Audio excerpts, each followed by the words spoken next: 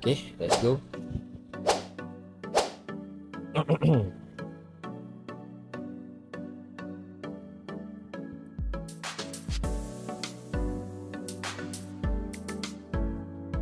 Tigo 7 Pro adalah kita punya ICE car guys.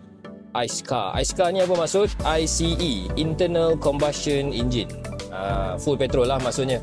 Okay, full petrol.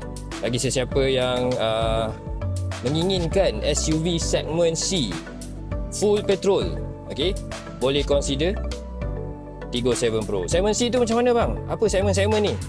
Segmen C tu adalah kategori kenderaan, okay. Segmen C SUV dalam market adalah CR-V, X70, CX-5. Okay, so ini dia punya rival on the road. Inilah kereta ni lah. Okay. So saya buat korang pusing-pusing jap. Okay, naik Tigo 7 Pro. Siapa-siapa yang nak test drive, jemput Roger guys. Roger je guys nak test drive. Okay.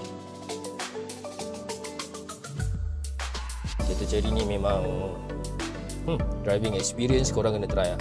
Saya tak boleh nak cerita. Okay. Tapi dia memang rasa macam kereta yang premium lah. Okay. Dengan interior dia bagi macam ni. Okay. Nampak kamera pun HD. Kamera HD guys. So, kamera saya memang dah biasa tengok cermin. Sebab ini kita nak kekalkan adaptation kepada semua kereta. So, saya biasa gunakan kamera ni untuk tengok dah masuk kotak ke belum. Dah masuk kotak ke belum. Okay.